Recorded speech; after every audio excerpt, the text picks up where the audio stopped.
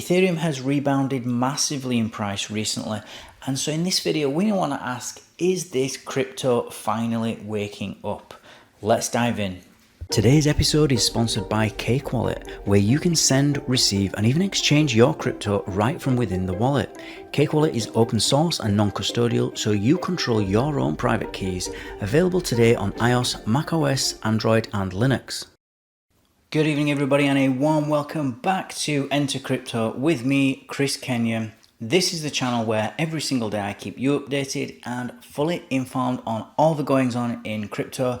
If that sounds like something you'd be interested in, then like, subscribe, and click on the notifications bell so that you don't miss out on any future updates. Now, today we're going to be talking about Ethereum and the rebound, or a massive rebound, as this article is talking about. And they're basically asking the question, is crypto waking up? Now, in my opinion, this is less about Ethereum, because Ethereum doesn't move independent of Bitcoin. And in actual fact, Bitcoin is the real daddy of the crypto world. And so when Bitcoin moves, we all move. If Bitcoin, there is no world, for example, where Bitcoin or crypto will enter a bull market.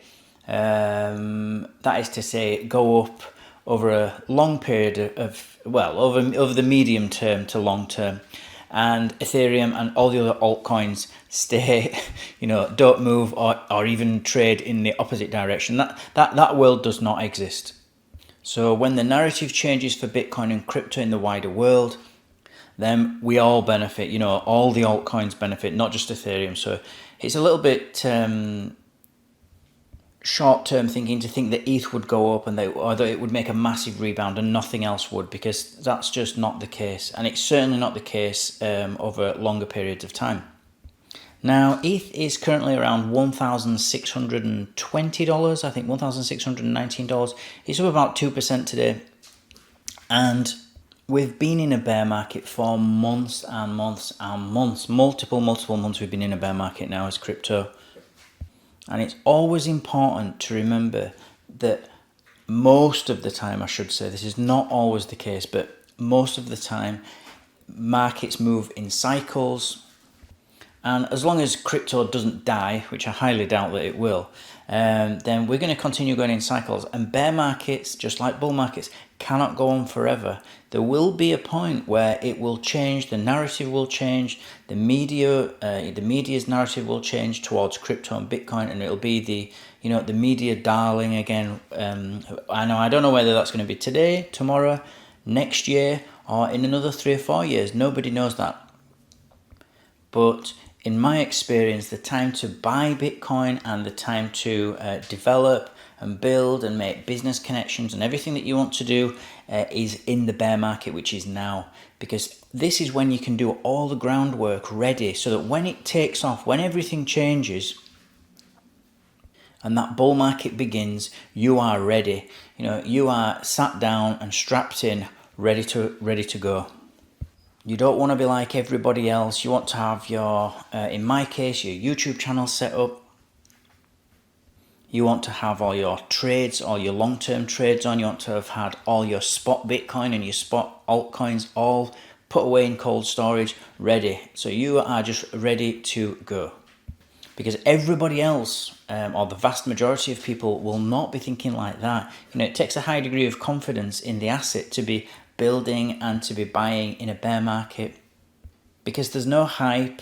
There's almost nobody telling you to buy Bitcoin or buy crypto, because everybody's lost money and everybody still remembers that they lost money, so they don't want to lose any more, so no one's buying. And when that narrative does change and everybody starts talking positively about crypto, people will start buying, and as the price goes up a little bit, everybody else starts getting FOMO, or fear of missing out on a deal, and they all jump in, which makes the price go up even more. And it's this sort of contagion that spreads throughout the whole world, especially because crypto is global. And for the people that bought in the bear market, just like previous bear markets, they will be made millionaires. And just as it takes a huge amount of discipline to be buying in the bear market, because everybody is saying that crypto is a pile of rubbish, it takes an equal amount of discipline, if not more in my experience, to actually sell when the market is up. So when this bear market is over and the bull market is in and everybody's buying and all the stories are positive for Bitcoin, that's obviously the point when you want to profit and you want to sell. And it's very, very difficult to do that, to have that emotional discipline and to kind of ignore the hysteria. But if you can learn how to do it, you can become very rich. And there's also, at the end of this article, there's a little bit under that a subheading basically titled Crypto Under Dixie's Pressure. Now Dixie is just the ticker for the dollar index, and it is representative of the dollar being a kind of safe haven. I know that we see gold, or we think of gold as the real sort of physical safe haven, and it is, but in normal times, like now, everybody is running to the dollar because it is the global world's reserve currency. And when people do that, the Dixie goes up, the dollar index goes up. And of course, what that does is it's basically sending a message to the market that we don't want any risk. If we're moving into dollars, if everybody's moving into dollars, then it means that people are worried about something. They don't want to be in risk on assets like crypto. Crypto is it's very risky. And so it's natural for whenever we see the Dixie go up, all risk on assets like stocks and crypto suffer. And likewise the opposite. So when people get comfortable and they feel safe and they're confident that there's going to be no sort of wars coming or black swan events or anything like that, they start to get comfortable and they start taking those dollars out and start buying risk on assets because they are less worried about the short-term future. And instead of trying to preserve their capital or defend the money, they're now actually wanting to deploy it and try to make money and take more risk. And so this is another interesting article. But the main message that I want to get across is that, we're in crypto for the long run. And just remember that it can be quite depressing when, when the price doesn't move of Bitcoin, or when the price of crypto in general doesn't move, especially if you're sat in altcoins, because we can see some quite wild swings in price. But it doesn't last forever. There will be a day when this flips, and you want to be already comfortably sat down, like I said, strapped in, have your seatbelt on, and ready for the ride. You don't want to be fumbling after the event.